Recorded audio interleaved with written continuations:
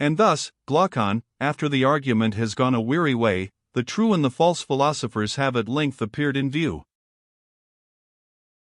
I do not think, he said, that the way could have been shortened.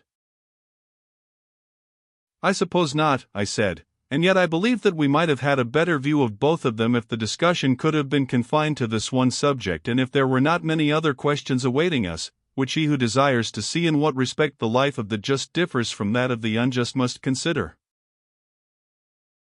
And what is the next question? He asked. Surely, I said, the one which follows next in order. Inasmuch as philosophers only are able to grasp the eternal and unchangeable, and those who wander in the region of the many and variable are not philosophers, I must ask you which of the two classes should be the rulers of our state? And how can we rightly answer that question? Whichever of the two are best able to guard the laws and institutions of our state, let them be our guardians. Very good. Neither, I said, can there be any question that the guardian who is to keep anything should have eyes rather than no eyes? There can be no question of that. And are not those who are verily and indeed wanting in the knowledge of the true being of each thing, and who have in their souls no clear pattern, and are unable as with a painter's eye to look at the absolute truth and to that original to repair, and having perfect vision of the other world to order the laws about beauty, goodness, justice in this, if not already ordered, and to guard and preserve the order of them, are not such persons, I ask, simply blind? Truly, he replied, they are much in that condition. And shall they be our guardians when there are others who, besides being their equals in experience and falling short of them in no particular of virtue, also know the very truth of each thing? There can be no reason, he said, for rejecting those who have this greatest of all great qualities. They must always have the first place unless they fail in some other respect. Suppose then, I said, that we determine how far they can unite this and the other excellences. By all means. In the first place, as we began by observing, the nature of the philosopher has to be ascertained. We must come to an understanding about him, and, when we have done so, then, if I am not mistaken, we shall also acknowledge that such an union of qualities is possible, and that those in whom they are united, and those only, should be rulers in the state. What do you mean? Let us suppose that philosophical minds always love knowledge of a sort which shows them the eternal nature not varying from generation and corruption. Agreed. And further, I said, let us agree that they are lovers of all true being. There is no part whether greater or less, or more or less honorable, which they are willing to renounce, as we said before of the lover and the man of ambition. True. And if they are to be what we were describing, is there not another quality which they should also possess? What quality? Truthfulness. They will never intentionally receive into their mind falsehood, which is their detestation, and they will love the truth. Yes, that may be safely affirmed of them. Maybe, my friend, I replied, is not the word, say rather must be affirmed, for he whose nature is amorous of anything cannot help loving all that belongs or is akin to the object of his affections. Right, he said. And is there anything more akin to wisdom than truth? How can there be? Can the same nature be a lover of wisdom and a lover of falsehood? Never. The true lover of learning then must from his earliest youth, as far as in him lies, desire all truth? Assuredly. But then again, as we know by experience, he whose desires are strong in one direction will have them weaker in others. They will be like a stream which has been drawn off into another channel. True. He whose desires are drawn towards knowledge in every form will be absorbed in the pleasures of the soul, and will hardly feel bodily pleasure, I mean, if he be a true philosopher and not a sham one. That is most certain. Such an one is sure to be temperate and the reverse of covetous, for the motives which make another man desirous of having and spending have no place in his character. Very true. Another criterion of the philosophical nature has also to be considered. What is that? There should be no secret corner of illiberality. Nothing can be more antagonistic than meanness to a soul which is ever longing after the whole of things both divine and human. Most true, he replied. Then how can he who has magnificence of mind and is the spectator of all time and all existence, think much of human life? He cannot. Or can such an one account death fearful? No, indeed. Then the cowardly and mean nature has no part in true philosophy? Certainly not. Or again, can he who is harmoniously constituted, who is not covetous or mean, or a boaster, or a coward, can he, I say, ever be unjust or hard in his dealings? Impossible. Then you will soon observe whether a man is just and gentle, or rude and unsociable. These are the signs which distinguish even in youth the philosophical nature from the unphilosophical. True. There is another point which should be remarked. What point? Whether he has or has not a pleasure in learning, for no one will love that which gives him pain, and in which after much toil he makes little progress. Certainly not. And again, if he is forgetful and retains nothing of what he learns, will he not be an empty vessel? That is certain. Laboring in vain, he must end in hating himself and his fruitless occupation? Yes. Then a soul which forgets cannot be ranked among genuine philosophic natures. We must insist that the philosopher should have a good memory? Certainly. And once more, the inharmonious and unseemly nature can only tend to disproportion? Undoubtedly. And do you consider truth to be akin to proportion or to disproportion? To proportion. Then, besides other qualities, we must try to find a naturally well-proportioned and gracious mind, which will move spontaneously towards the true being of everything. Certainly.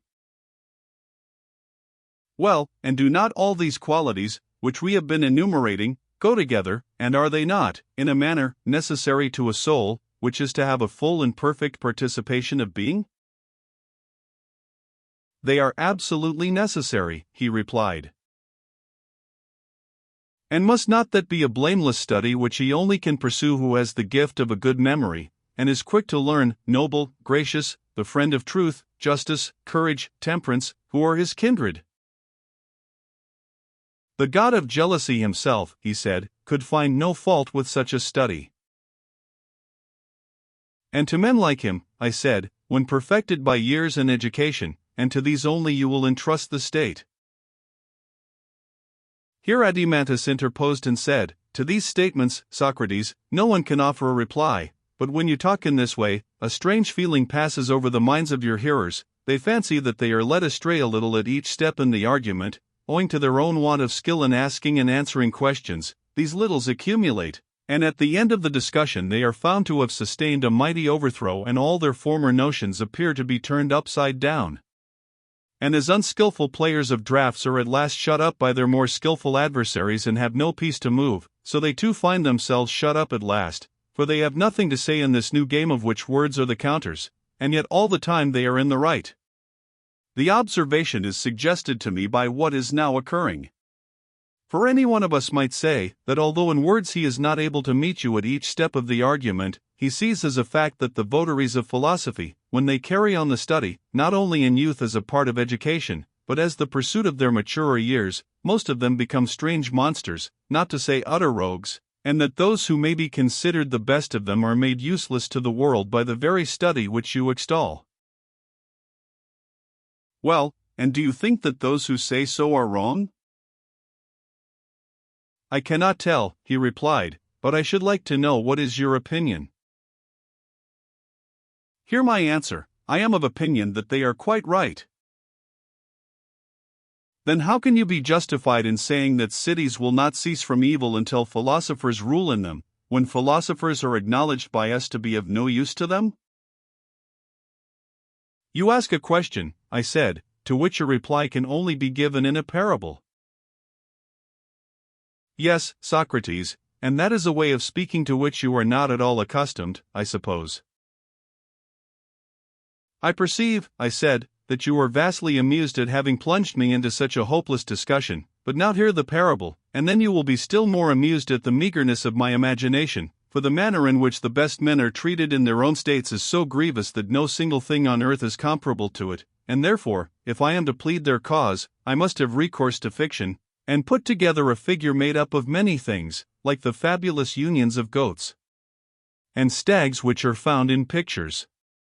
Imagine then a fleet or a ship in which there is a captain who is taller and stronger than any of the crew, but he is a little deaf and has a similar infirmity in sight, and his knowledge of navigation is not much better.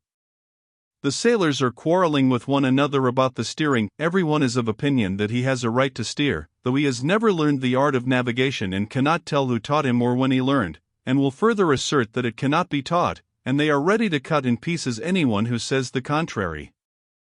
They throng about the captain, begging and praying him to commit the helm to them, and if at any time they do not prevail, but others are preferred to them, they kill the others or throw them overboard, and having first chained up the noble captain's senses with drink or some narcotic drug, they mutiny, and take possession of the ship and make free with the stores. Thus, eating and drinking, they proceed on their voyage in such manner as might be expected of them. Him who is their partisan and cleverly aids them in their plot for getting the ship out of the captain's hands into their own whether by force or persuasion, they compliment with the name of sailor, pilot, able seaman, and abuse the other sort of man, whom they call a good for nothing, but that the true pilot must pay attention to the year and seasons and sky and stars and winds, and whatever else belongs to his art, if he intends to be really qualified for the command of a ship, and that he must and will be the steerer, whether other people like or not. The possibility of this union of authority with the steerer's art has never seriously entered into their thoughts or been made part of their calling. Now in vessels which are in a state of mutiny and by sailors who are mutineers, how will the true pilot be regarded? Will he not be called by them a prater, a stargazer, a good-for-nothing? Of course, said Adimantus. Then you will hardly need, I said, to hear the interpretation of the figure, which describes the true philosopher in his relation to the state, for you understand already. Certainly. Then suppose you now take this parable to the gentleman who was surprised at finding that philosophers have no honor in their cities. Explain it to him and try to convince him that their having honor would be far more extraordinary. I will.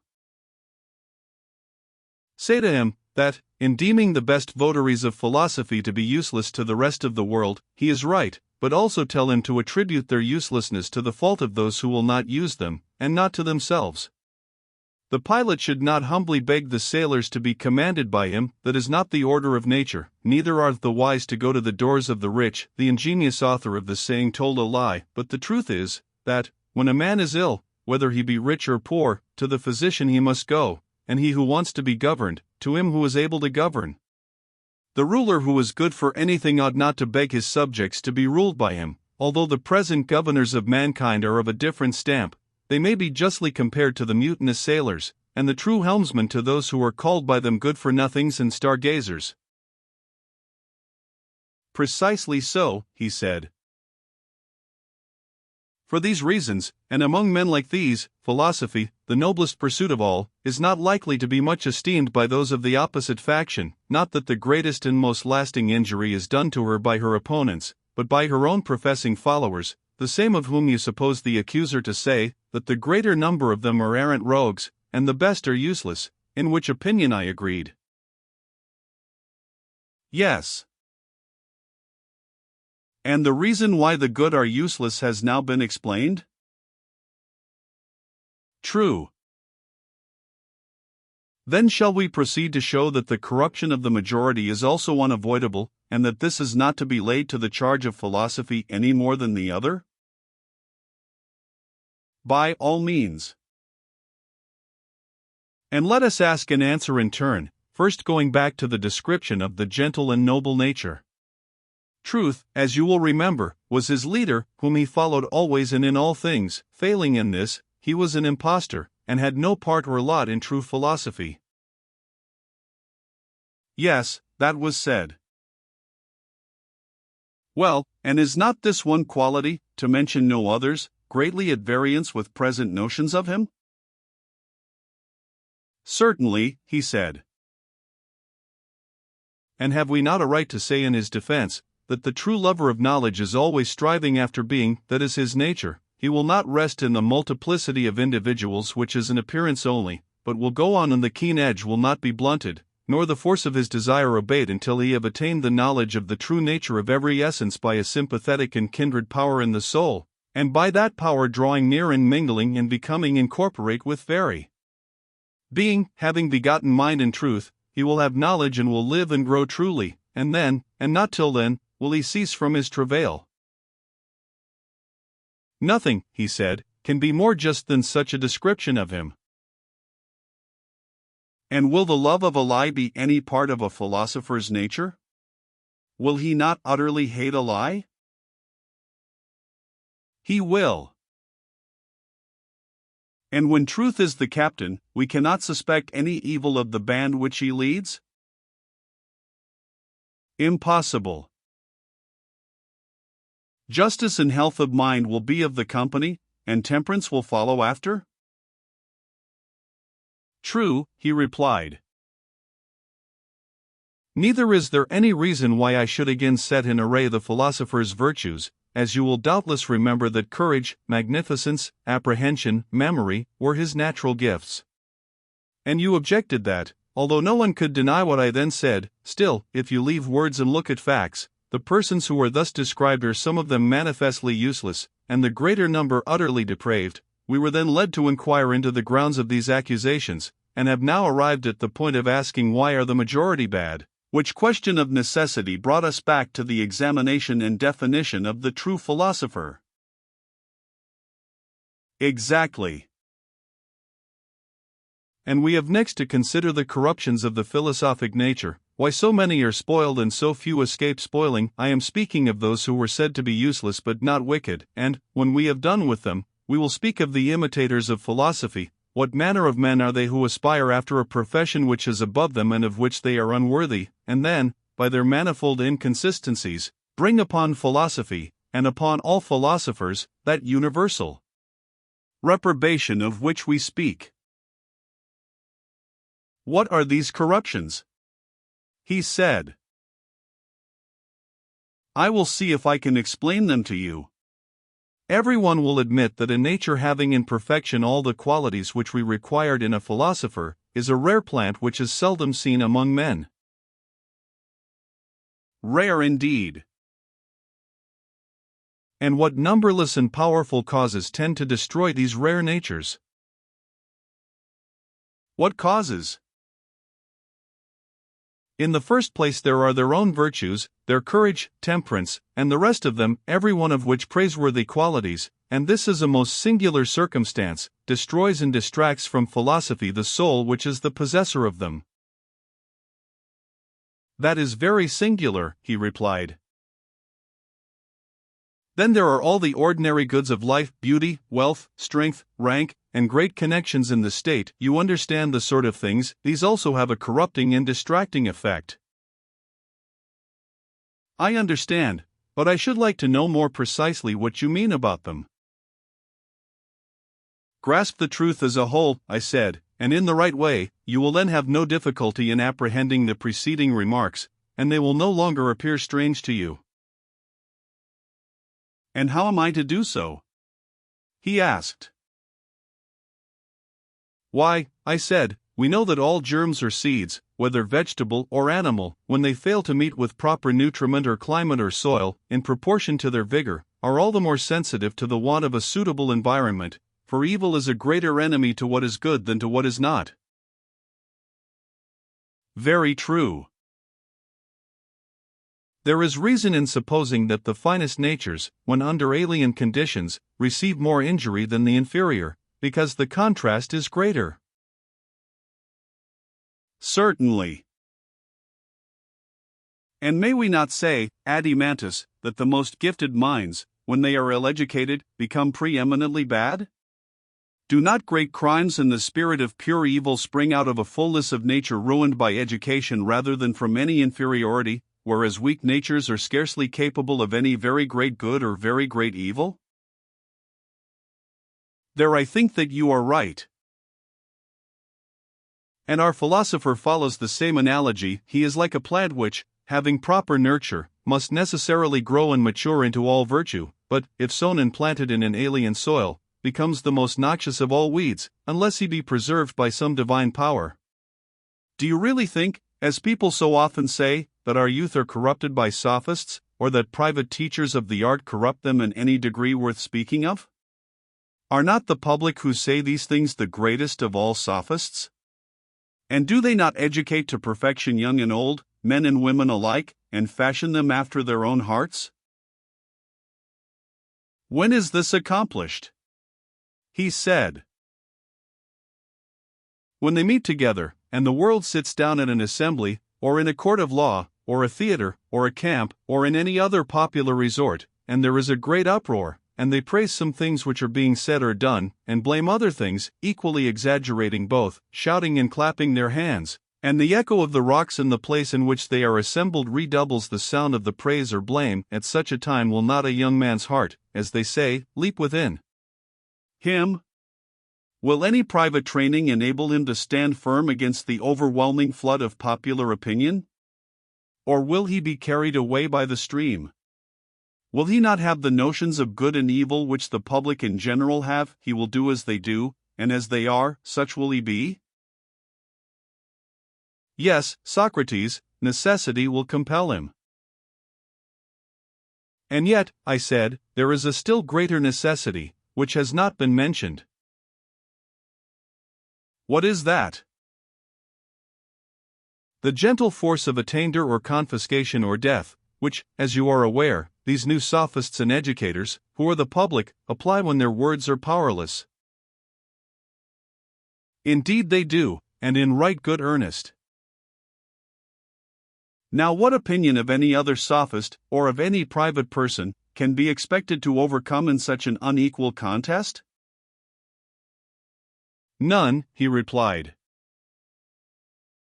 No, indeed, I said, even to make the attempt is a great piece of folly. There neither is, nor has been, nor is ever likely to be, any different type of character which has had no other training in virtue but that which is supplied by public opinion. I speak, my friend, of human virtue only. What is more than human, as the proverb says, is not included, for I would not have you ignorant that, in the present evil state of governments, whatever is saved and comes to good is saved by the power of God, as we may truly say.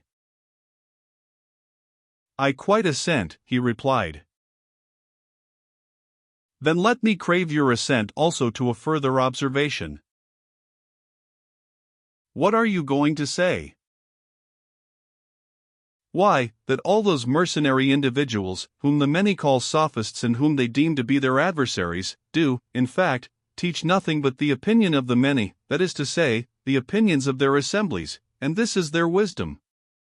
I might compare them to a man who should study the tempers and desires of a mighty strong beast who is fed by him. He would learn how to approach and handle him, also at what times and from what causes he is dangerous or the reverse, and what is the meaning of his several cries, and by what sounds, when another utters them, he is soothed or infuriated, and you may suppose further, that when, by continually attending upon him, he has become perfect in all this, he calls his knowledge wisdom, and makes of it a system or art, which he proceeds to teach, although he has no real notion of what he means by the principles or passions of which he is speaking, but calls this honorable and that dishonorable, or good or evil, or just or unjust, all in accordance with the tastes and tempers of the great brute. Good he pronounces to be that in which the beast delights, and evil to be that which he dislikes, and he can give no other account of them except that the just and noble are the necessary, having never himself seen, and having no power of explaining to others the nature of either, or the difference between them, which is immense. By heaven, would not such an one be a rare educator? Indeed he would. And in what way does he who thinks that wisdom is the discernment of the tempers and tastes of the motley multitude, whether in painting or music, or, finally, in politics, differ from him whom I have been describing?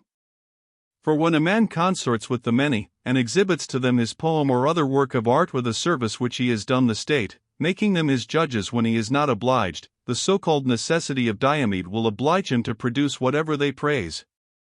And yet the reasons are utterly ludicrous which they give in confirmation of their own notions about the honorable and good. Did you ever hear any of them which were not? No, nor am I likely to hear. You recognize the truth of what I have been saying? Then let me ask you to consider further whether the world will ever be induced to believe in the existence of absolute beauty rather than of the many beautiful, or of the absolute in each kind rather than of the many in each kind? Certainly not. Then the world cannot possibly be a philosopher? Impossible. And therefore philosophers must inevitably fall under the censure of the world? They must. And of individuals who consort with the mob and seek to please them? That is evident. Then, do you see any way in which the philosopher can be preserved in his calling to the end? And remember what we were saying of him, that he was to have quickness and memory and courage and magnificence. These were admitted by us to be the true philosopher's gifts. Yes. Will not such an one from his early childhood be in all things first among all, especially if his bodily endowments are like his mental ones? Certainly, he said. And his friends and fellow citizens will want to use him as he gets older for their own purposes? No question. Falling at his feet, they will make requests to him and do him honor and flatter him, because they want to get into their hands now the power which he will one day possess. That often happens, he said. And what will a man such as he is be likely to do under such circumstances, especially if he be a citizen of a great city, rich and noble, and a tall proper youth? Will he not be full of boundless aspirations, and fancy himself able to manage the affairs of Hellenes and of barbarians, and having got such notions into his head will he not dilate and elevate himself in the fullness of vain pomp and senseless pride? To be sure he will. Now, when he is in this state of mind, if someone gently comes to him and tells him that he is a fool and must get understanding, which can only be got by slaving for it, do you think that, under such adverse circumstances, he will be easily induced to listen? Far otherwise. And even if there be someone who through inherent goodness or natural reasonableness has had his eyes opened a little and is humbled and taken captive by philosophy, how will his friends behave when they think that they are likely to lose the advantage which they were hoping to reap from his companionship? Will they not do and say anything to prevent him from yielding to his better nature and to render his teacher powerless, using to this end private intrigues as well as public prosecutions? There can be no doubt of it. And how can one who is thus circumstanced ever become a philosopher? Impossible. Then were we not right in saying that even the very qualities which make a man a philosopher may, if he be ill-educated, divert him from philosophy, no less than riches and their accompaniments and the other so-called goods of life? We were quite right. Thus, my excellent friend, is brought about all that ruin and failure which I have been describing of the natures best adapted to the best of all pursuits, they are natures which we maintain to be rare at any time, this being the class out of which come the men who are the authors of the greatest evil to states and individuals, and also of the greatest good when the tide carries them in that direction. But a small man never was the doer of any great thing either to individuals or to states. That is most true, he said.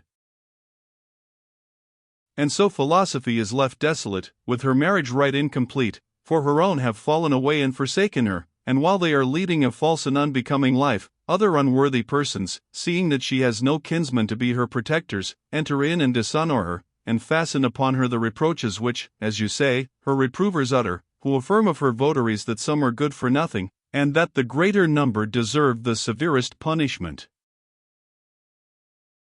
That is certainly what people say. Yes, and what else would you expect, I said, when you think of the puny creatures who, seeing this land open to them, a land well stocked with fair names and showy titles, like prisoners running out of prison into a sanctuary, take a leap out of their trades into philosophy, those who do so being probably the cleverest hands at their own miserable crafts? For, although philosophy be in this evil case, still there remains a dignity about her which is not to be found in the arts. And many are thus attracted by her whose natures are imperfect and whose souls are maimed and disfigured by their meannesses, as their bodies are by their trades and crafts. Is not this unavoidable? Yes. Are they not exactly like a bald little tinker who has just got out of durance and come into a fortune? He takes a bath and puts on a new coat, and is decked out as a bridegroom going to marry his master's daughter, who was left poor and desolate? A most exact parallel. What will be the issue of such marriages? Will they not be vile and bastard?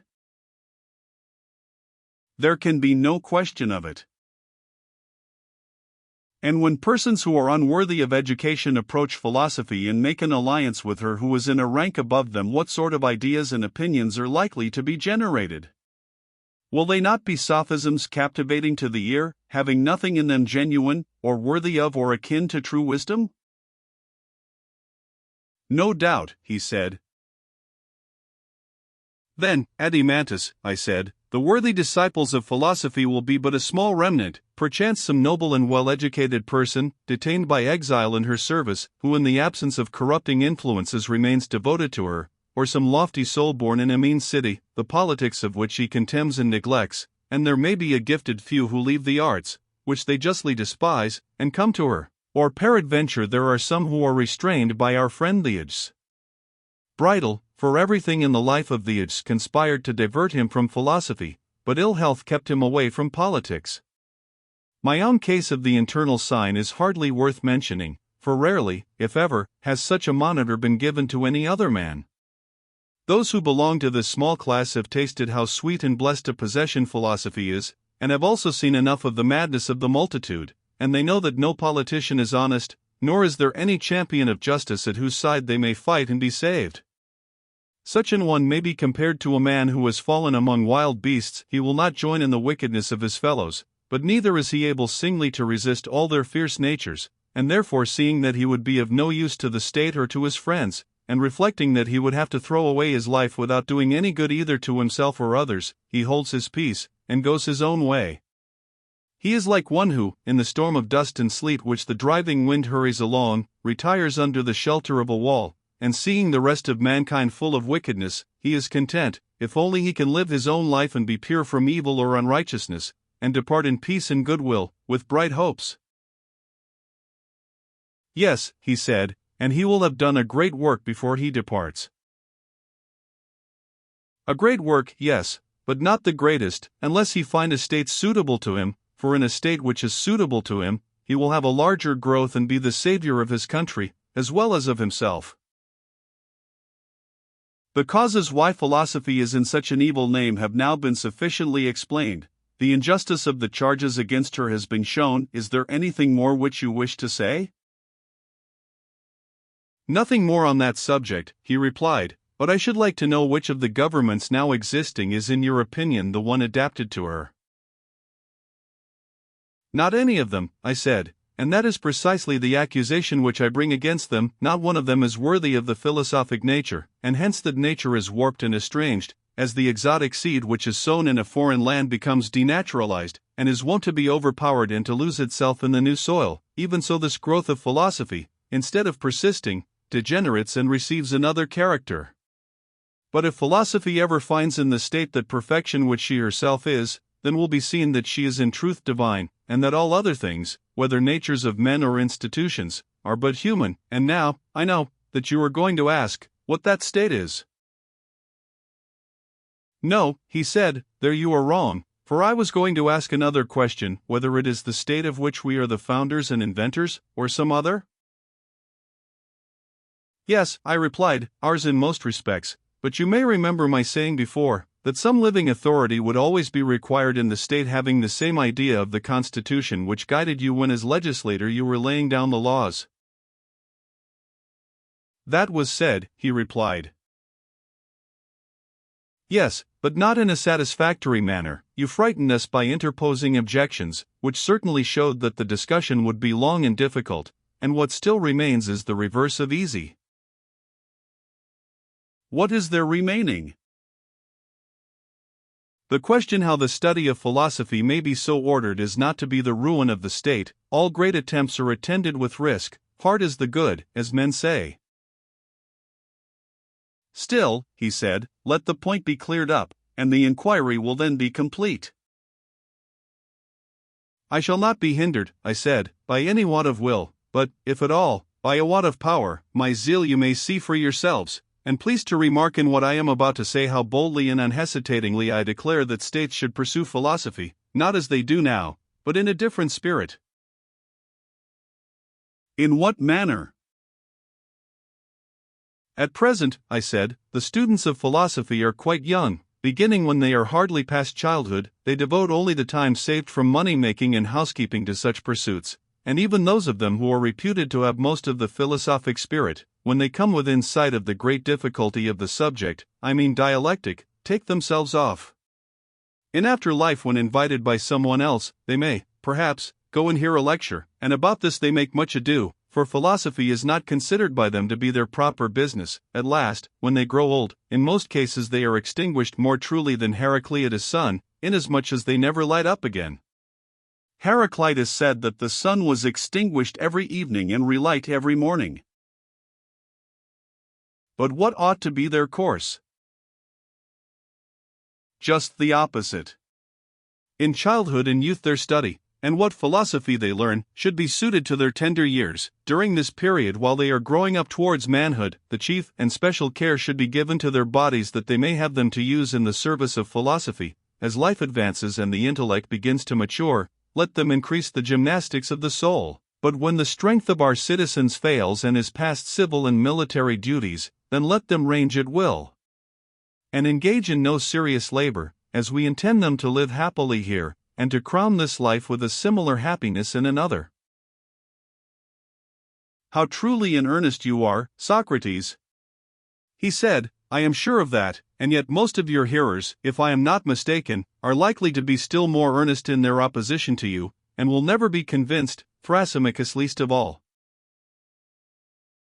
Do not make a quarrel, I said, between Thrasymachus and me, who have recently become friends, although, indeed, we were never enemies, for I shall go on striving to the utmost until I either convert him and other men, or do something which may profit them against the day when they live again, and hold the like discourse in another state of existence. You are speaking of a time which is not very near. Rather, I replied, of a time which is as nothing in comparison with eternity. Nevertheless, I do not wonder that the many refuse to believe, for they have never seen that of which we are now speaking realized. They have seen only a conventional imitation of philosophy, consisting of words artificially brought together, not like these of ours having a natural unity. But a human being who in word and work is perfectly molded, as far as he can be, into the proportion and likeness of virtue, such a man ruling in a city which bears the same image, they have never yet seen, neither one nor many of them. Do you think that they ever did? No, indeed. No, my friend, and they have seldom, if ever, heard free and noble sentiments, such as men utter when they are earnestly and by every means in their power seeking after truth for the sake of knowledge, while they look coldly on the subtleties of controversy, of which the end is opinion and strife, whether they meet with them in the courts of law or in society. They are strangers, he said, to the words of which you speak. And this was what we foresaw, and this was the reason why truth forced us to admit, not without fear and hesitation, that neither cities nor states nor individuals will ever attain perfection until the small class of philosophers whom we termed useless but not corrupt are providentially compelled, whether they will or not, to take care of the state, and until a like necessity be laid on the state to obey them, or until kings, or if not kings, the sons of kings or princes, are divinely inspired with a true love of true philosophy. That either or both of these alternatives are impossible, I see no reason to affirm. If they were so, we might indeed be justly ridiculed as dreamers and visionaries. Am I not right? Quite right. If then, in the countless ages of the past, or at the present hour in some foreign clime which is far away and beyond our ken, the perfected philosopher is or has been or hereafter shall be compelled by a superior power to have the charge of the state, we are ready to assert to the death, that this our constitution has been, and is and will be whenever the muse of philosophy is queen. There is no impossibility in all this, that there is a difficulty, we acknowledge ourselves. My opinion agrees with yours, he said. But do you mean to say that this is not the opinion of the multitude? I should imagine not, he replied. Oh, my friend, I said, do not attack the multitude. They will change their minds, if, not in an aggressive spirit, but gently and with the view of soothing them and removing their dislike of over-education, you show them your philosophers as they really are and describe as you were just now doing their character and profession, and then mankind will see that he of whom you are speaking is not such as they supposed. If they view him in this new light, they will surely change their notion of him, and answer in another strain. Who can be at enmity with one who loves them? Who that is himself gentle and free from envy will be jealous of one in whom there is no jealousy? Nay, let me answer for you, that in a few this harsh temper may be found but not in the majority of mankind. I quite agree with you, he said. And do you not also think, as I do, that the harsh feeling which the many entertain towards philosophy originates in the pretenders, who rush in uninvited, and are always abusing them, and finding fault with them, who make persons instead of things the theme of their conversation? And nothing can be more unbecoming in philosophers than this. It is most unbecoming. For he, Adimantus, whose mind is fixed upon true being, has surely no time to look down upon the affairs of earth, or to be filled with malice and envy, contending against men. His eye is ever directed towards things fixed and immutable, which he sees neither injuring nor injured by one another, but all in order moving according to reason. These he imitates, and to these he will, as far as he can, conform himself. Can a man help imitating that with which he holds reverential converse? Impossible. And the philosopher holding converse with the divine order, becomes orderly and divine, as far as the nature of man allows, but like everyone else, he will suffer from detraction. Of course. And if a necessity be laid upon him of fashioning, not only himself, but human nature generally, whether in states or individuals, into that which he beholds elsewhere, will he, think you, be an unskilful artificer of justice, temperance, and every civil virtue? Anything but unskilful. And if the world perceives that what we are saying about him is the truth, will they be angry with philosophy? Will they disbelieve us, when we tell them that no state can be happy which is not designed by artists who imitate the heavenly pattern? They will not be angry if they understand, he said. But how will they draw out the plan of which you are speaking? They will begin by taking the state and the manners of men, from which, as from a tablet, they will rub out the picture, and leave a clean surface. This is no easy task. But whether easy or not, herein will lie the difference between them and every other legislator. They will have nothing to do either with individual or state, and will inscribe no laws, until they have either found, or themselves made, a clean surface. They will be very right, he said. Having effected this, they will proceed to trace an outline of the Constitution? No doubt.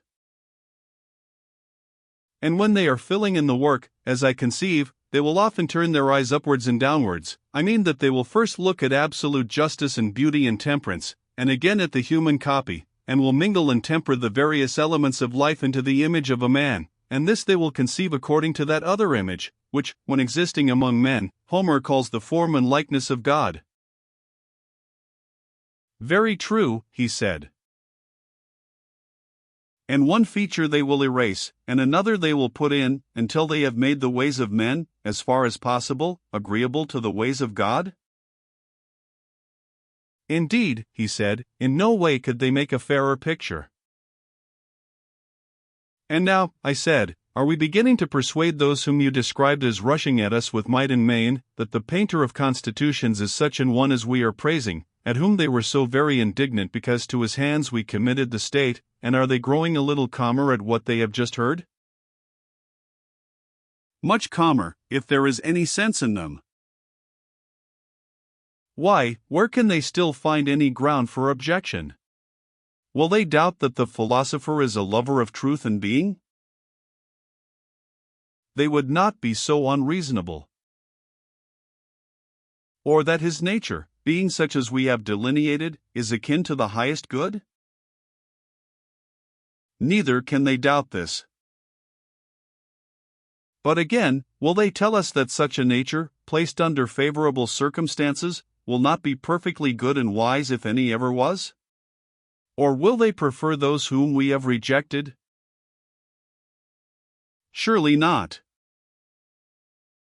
Then will they still be angry at our saying, that, until philosophers bear rule, states and individuals will have no rest from evil, nor will this our imaginary state ever be realized?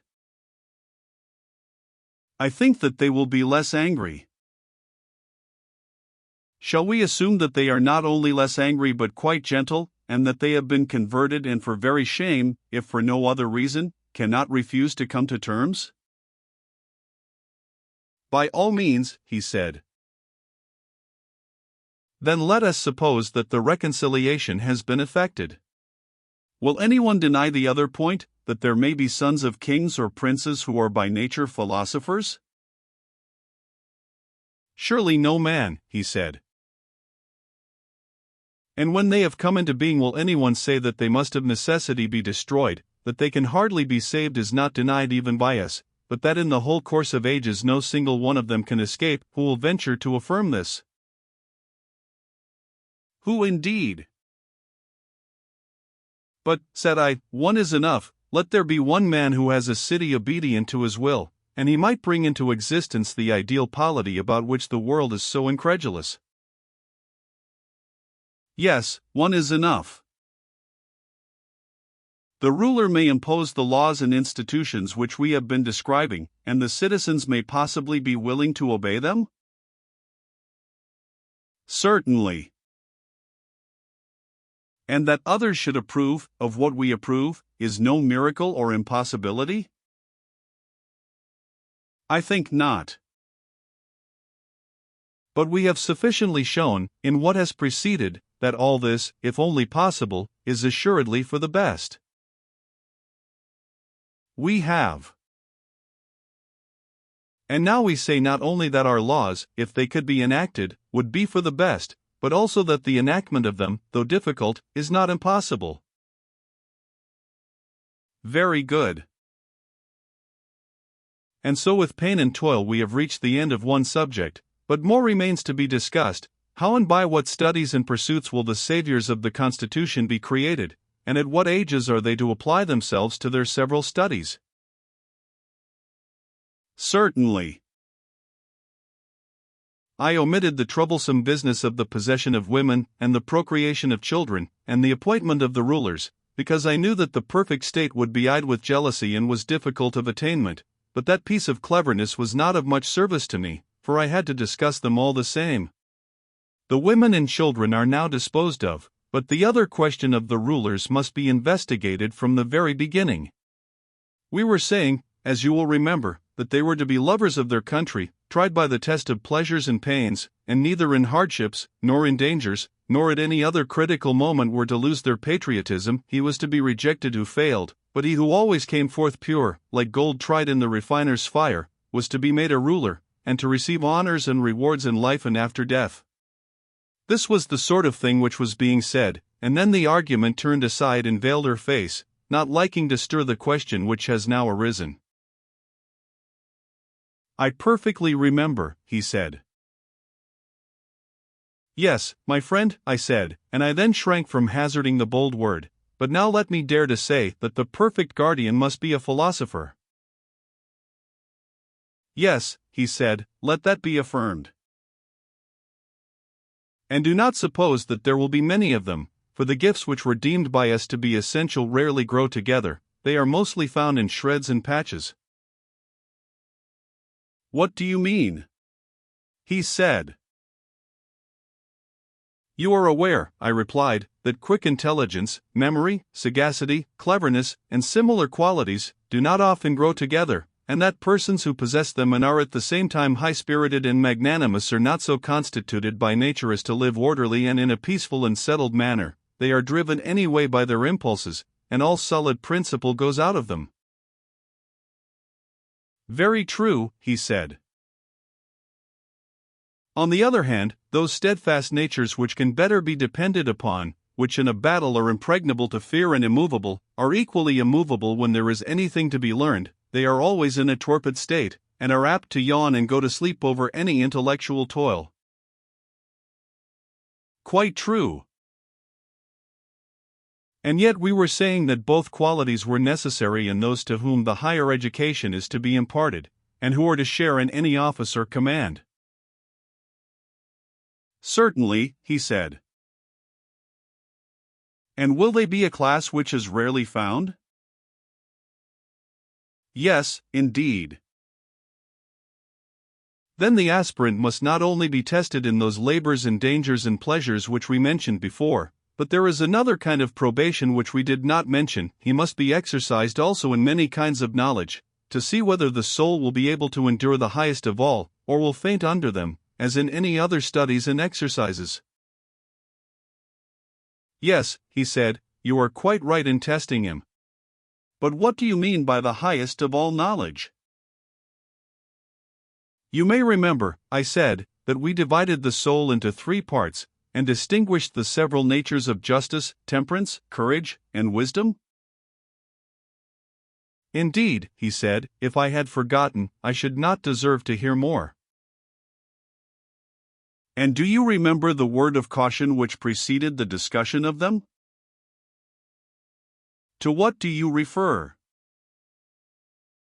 "We were saying, if I am not mistaken, that he who wanted to see them in their perfect beauty must take a longer and more circuitous way, at the end of which they would appear, but that we could add on a popular exposition of them on a level with the discussion which had preceded.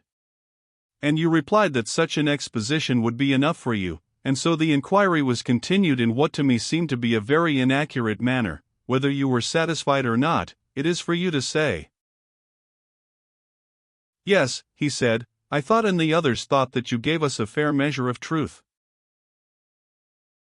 "But, my friend," I said, "a measure of such things which in any degree falls short of the whole truth is not fair measure, for nothing imperfect is the measure of anything, although persons are too apt to be contented and think that they need search no further."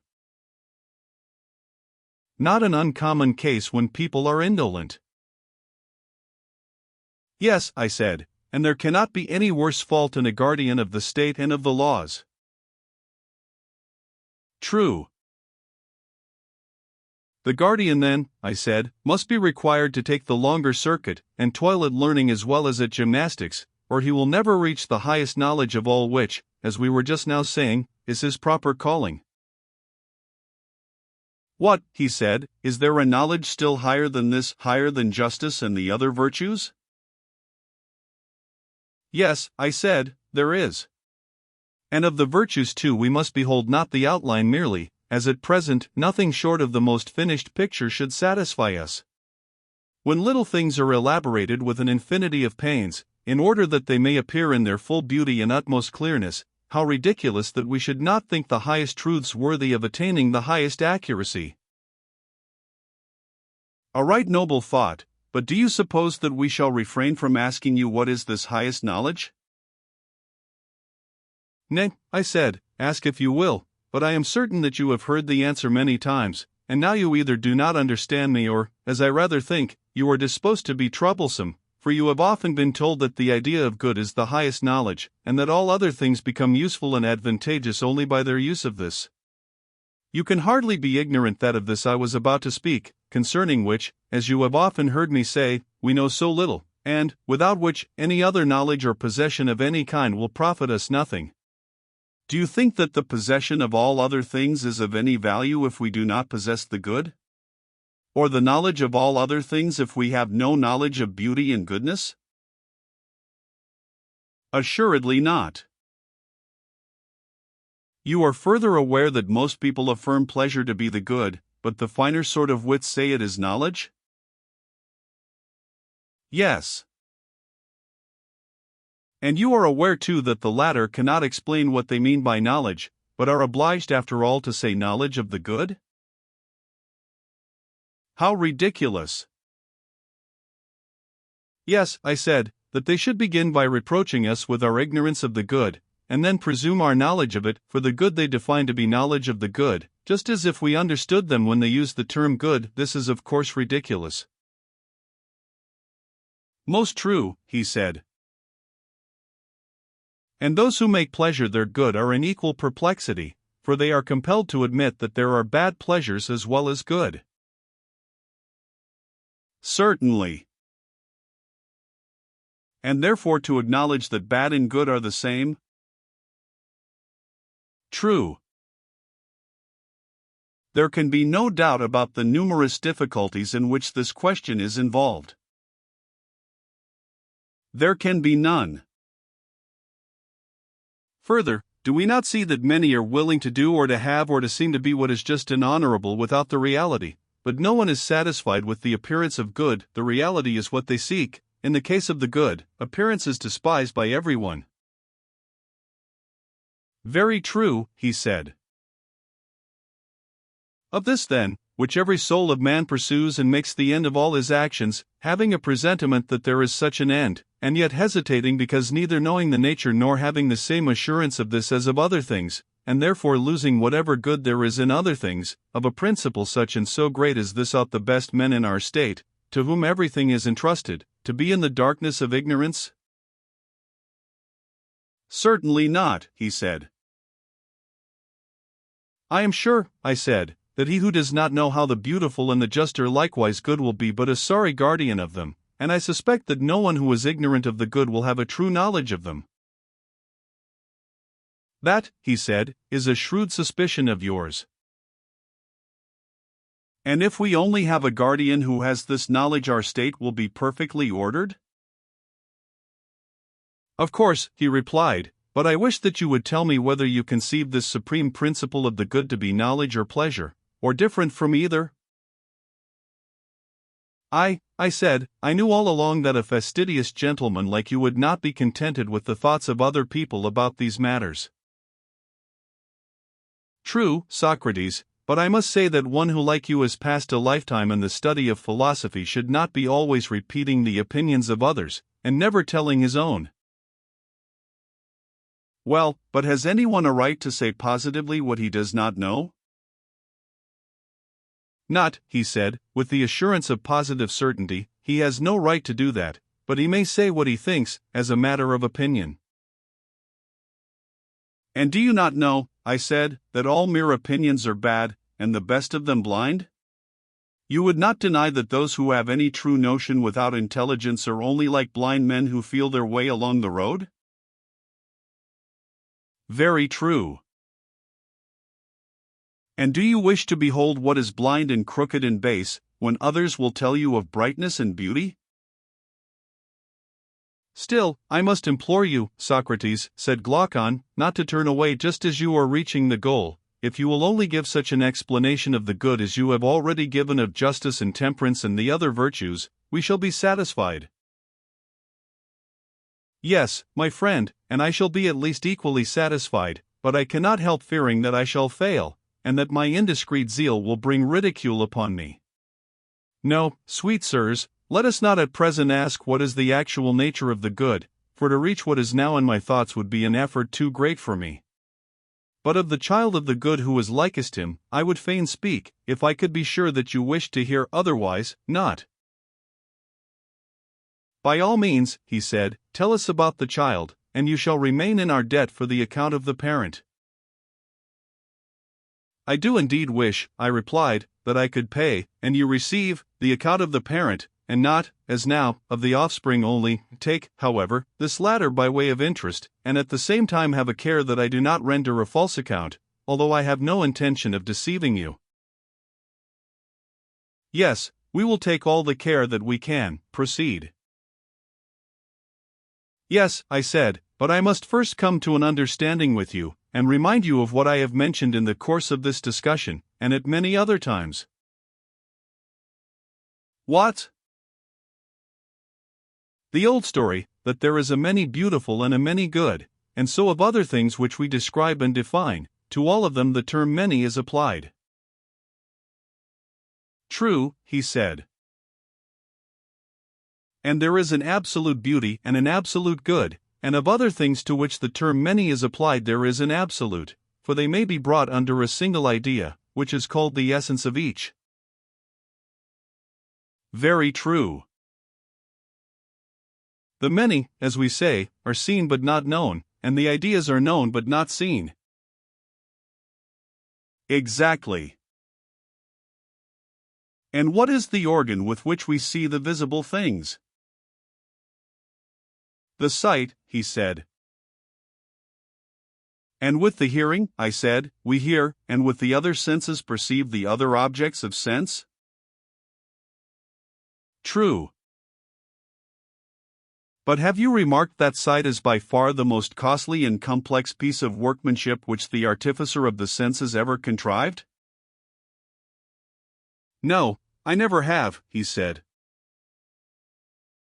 Then reflect, has the ear or voice need of any third or additional nature in order that the one may be able to hear and the other to be heard? Nothing of the sort. No, indeed, I replied, and the same is true of most, if not all, the other senses. You would not say that any of them requires such an addition? Certainly not. But you see that without the addition of some other nature there is no seeing or being seen? How do you mean? Sight being, as I conceive, in the eyes, and he who has eyes wanting to see, color being also present in them, still unless there be a third nature specially adapted to the purpose, the owner of the eyes will see nothing and the colors will be invisible. Of what nature are you speaking? Of that which you term light, I replied. True, he said. Noble, then, is the bond which links together sight and visibility, and great beyond other bonds by no small difference of nature, for light is their bond, and light is no ignoble thing? Nay, he said, the reverse of ignoble. And which, I said, of the gods in heaven would you say was the lord of this element? Whose is that light which makes the eye to see perfectly and the visible to appear? You mean the sun, as you and all mankind say. May not the relation of sight to this deity be described as follows? How? Neither sight nor the eye in which sight resides is the sun. No. Yet of all the organs of sense the eye is the most like the sun? By far the most like. And the power which the eye possesses is a sort of effluence which is dispensed from the sun. Exactly. Then the sun is not sight, but the author of sight who is recognized by sight? True, he said.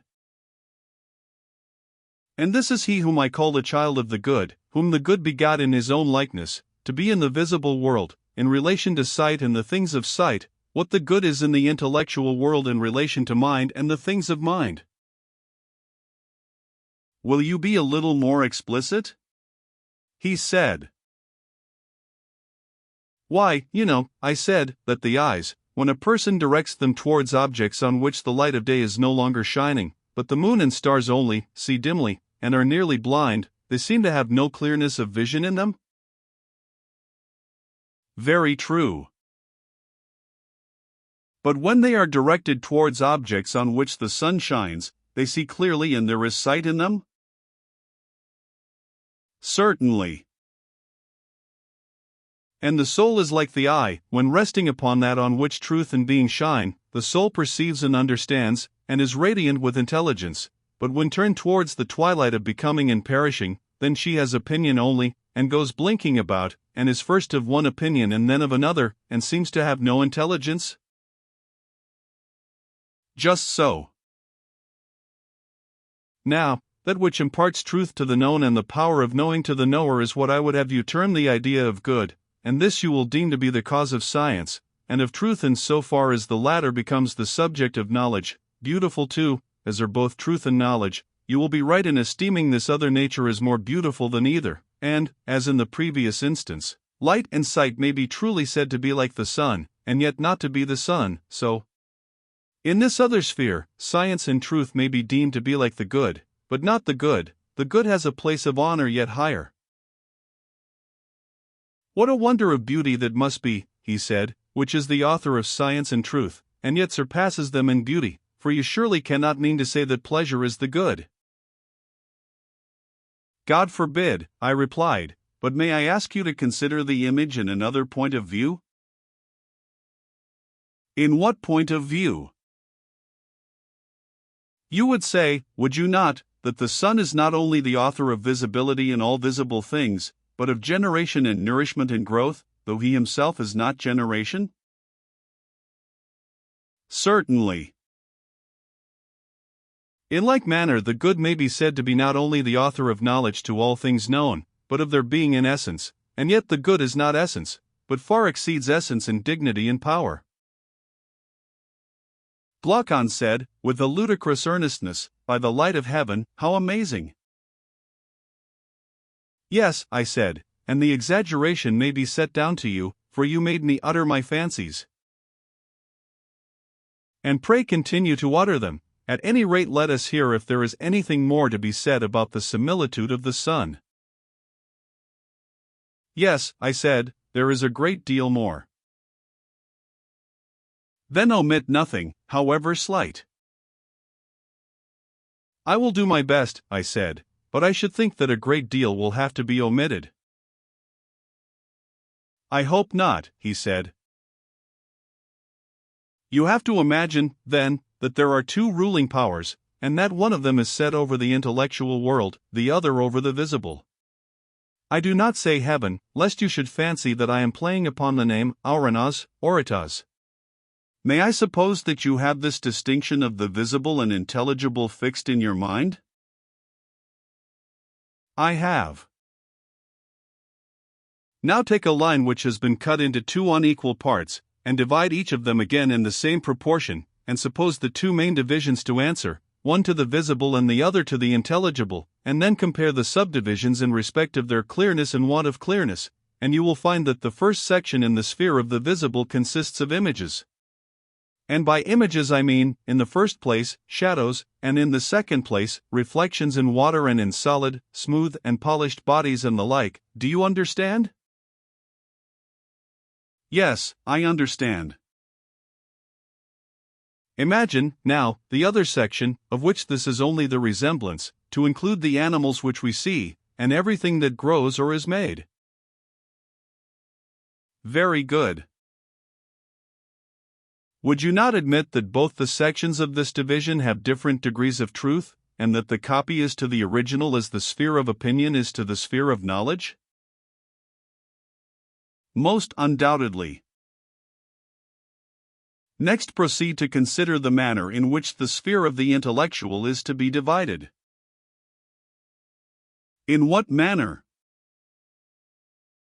Thus, there are two subdivisions, in the lower of which the soul uses the figures given by the former division as images. The inquiry can only be hypothetical, and instead of going upwards to a principle descends to the other end. In the higher of the two, the soul passes out of hypotheses, and goes up to a principle which is above hypotheses, making no use of images as in the former case, but proceeding only in and through the ideas themselves.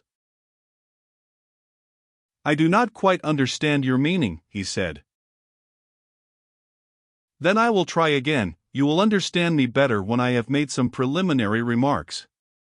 You are aware that students of geometry, arithmetic, and the kindred sciences assume the odd and the even in the figures and three kinds of angles and the like in their several branches of science. These are their hypotheses, which they in every body are supposed to know, and therefore they do not deign to give any account of them either to themselves or others, but they begin with them, and go on until they arrive at last, and in a consistent manner, at their conclusion? Yes, he said, I know.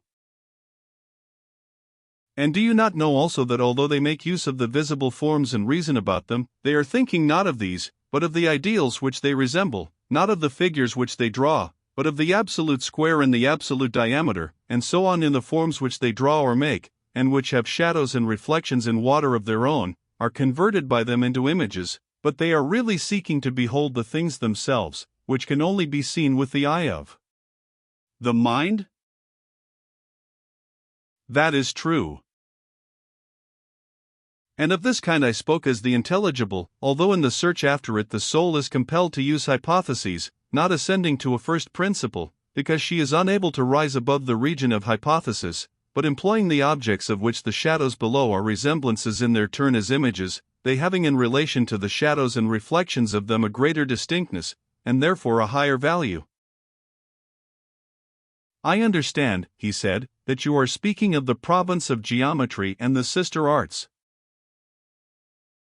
And when I speak of the other division of the intelligible, you will understand me to speak of that other sort of knowledge which reason herself attains by the power of dialectic, using the hypotheses not as first principles, but only as hypotheses, that is to say, as steps and points of departure into a world which is above hypotheses, in order that she may soar beyond them to the first principle of the whole, and clinging to this and then to that which depends on this, by successive steps she descends again without the aid of any sensible object, from ideas, through ideas, and in ideas she ends. I understand you, he replied, not perfectly, for you seem to me to be describing a task which is really tremendous, but, at any rate, I understand you to say that knowledge and being, which the science of dialectic contemplates, are clearer than the notions of the arts, as they are termed, which proceed from hypotheses only. These are also contemplated by the understanding, and not by the senses, yet, because they start from hypotheses and do not ascend to a principle, those who contemplate them appear to you not to exercise the higher reason upon them, although when a first principle is added to them they are cognizable by the higher reason. And the habit which is concerned with geometry and the cognate sciences I suppose that you would term understanding and not reason, as being intermediate between opinion and reason. You have quite conceived my meaning, I said, and now, corresponding to these four divisions, let there be four faculties in the soul: reason answering to the highest, understanding to the second, faith, or conviction, to the third, and perception of shadows to the last, and let there be a scale of them, and let us suppose that the several faculties have clearness in the same degree that their objects have truth. I understand, he replied, and give my assent, and accept your arrangement.